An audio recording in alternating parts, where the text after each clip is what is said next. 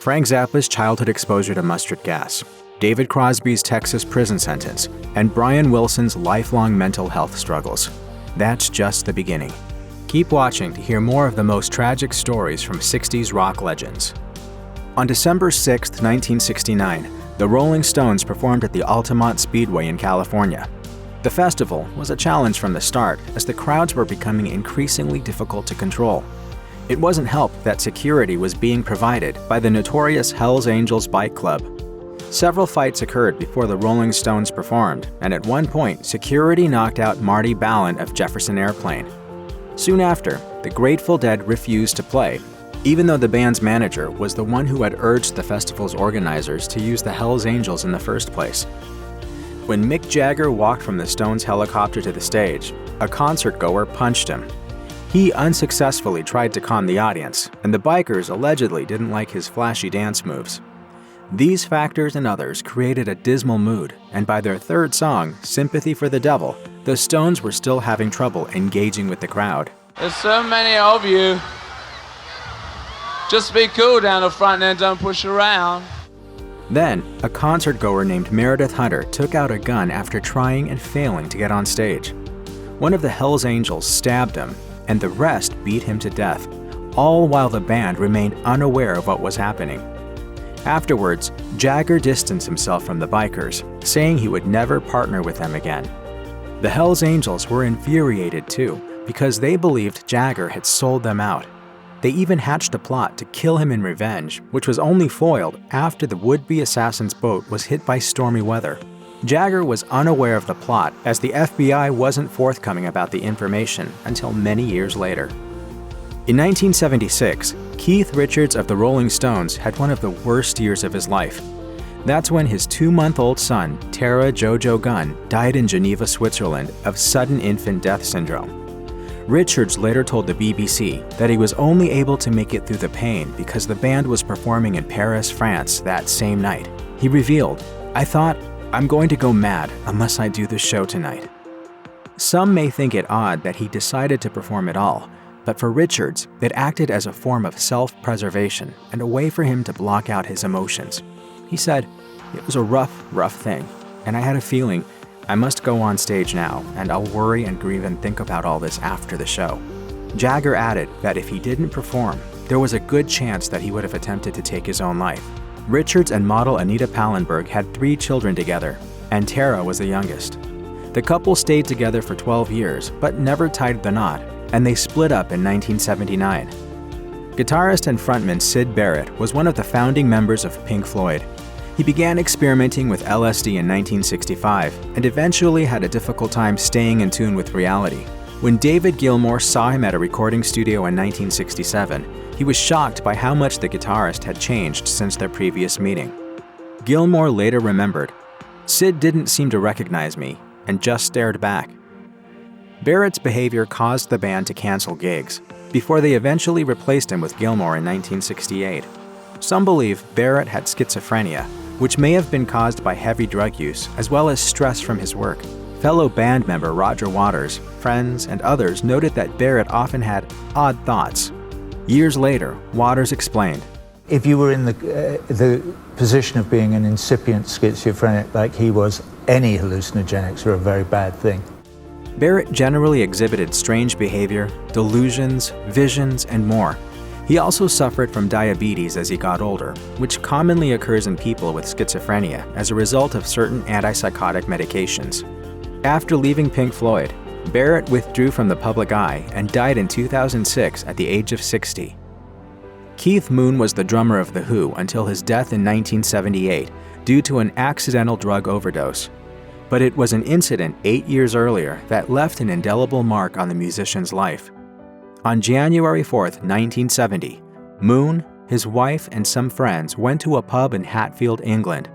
The pub was frequented by working-class locals who didn't appreciate Moon's lavish tastes, including his Bentley and his love of brandy.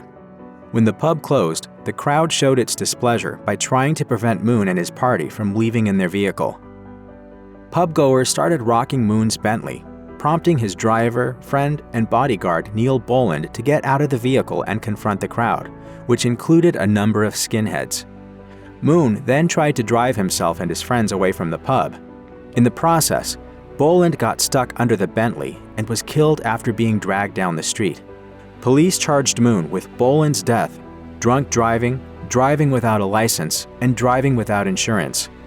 Although the incident was later ruled to have been an accident, Boland's death affected Moon for the rest of his life. Janis Joplin was a force to be reckoned with in the 1960s. She was known for tunes such as Try Just a Little Bit Harder, Maybe, and Piece of My Heart, and performed at Woodstock in 1969. Unfortunately, just a year later, she died as a result of her drug and alcohol addiction. Joplin liked drinking and taking methamphetamine and heroin. She had periods when she was sober, but the allure of getting high was often too hard for her to resist. On October 4, 1970, she missed a recording session in Los Angeles, and her manager decided to see if she was still at her hotel. He found her, dead on the floor of her room. Joplin died of a heroin overdose that was likely exacerbated by alcoholism. Many believe the heroin she used was stronger than usual, since other people that used the same dealer also overdosed in the same time period. Joplin was 27 years old, and her death occurred just weeks after Jimi Hendrix died at the same age.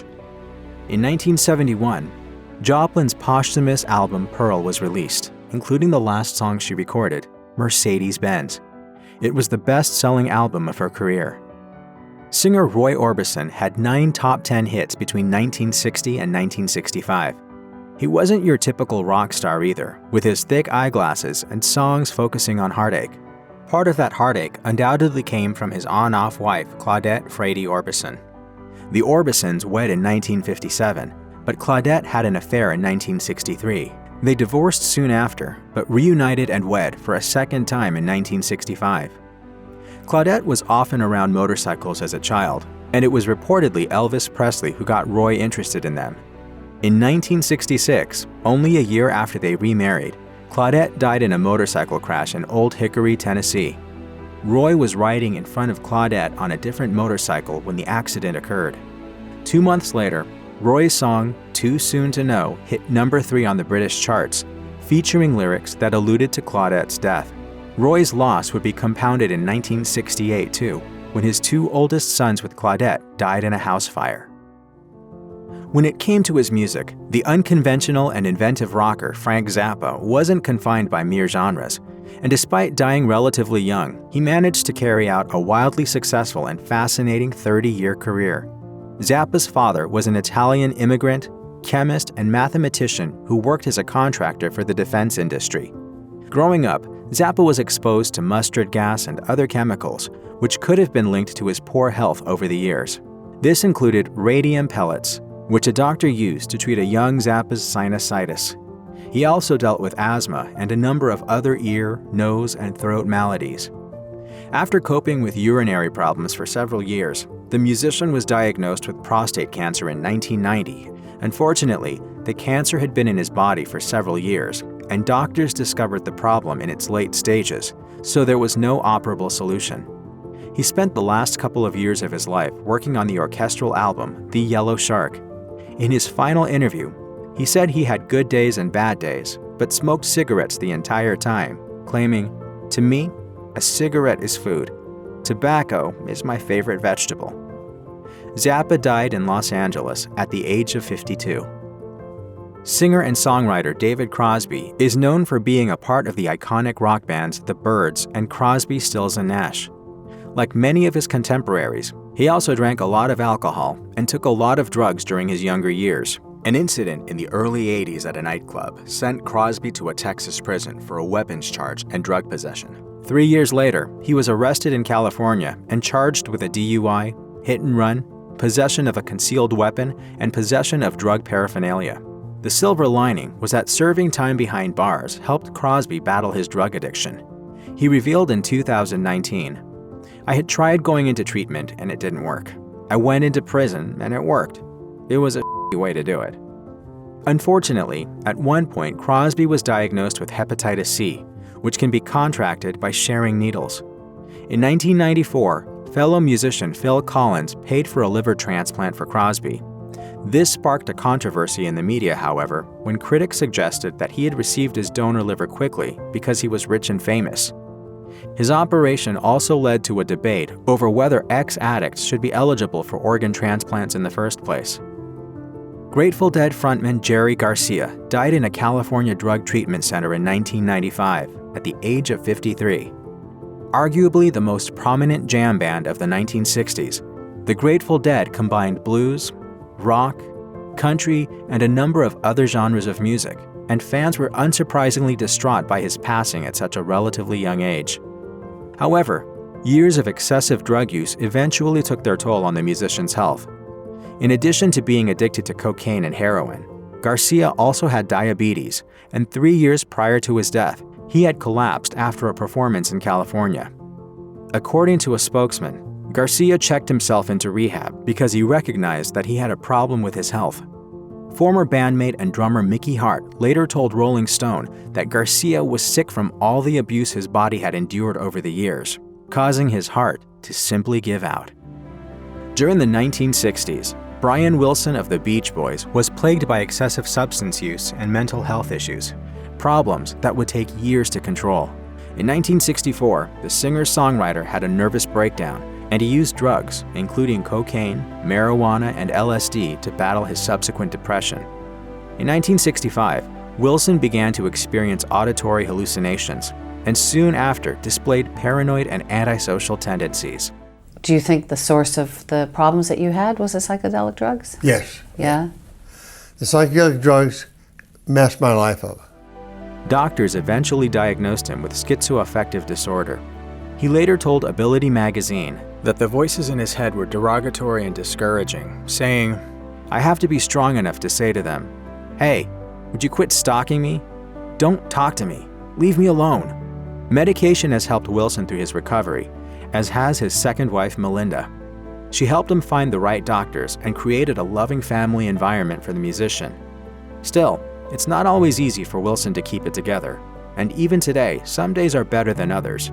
He revealed in 2019, "There were times when it was unbearable, but with doctors and medications, I've been able to live a wonderful, healthy, and productive life with support from my family, friends, and fans who have helped me through this journey."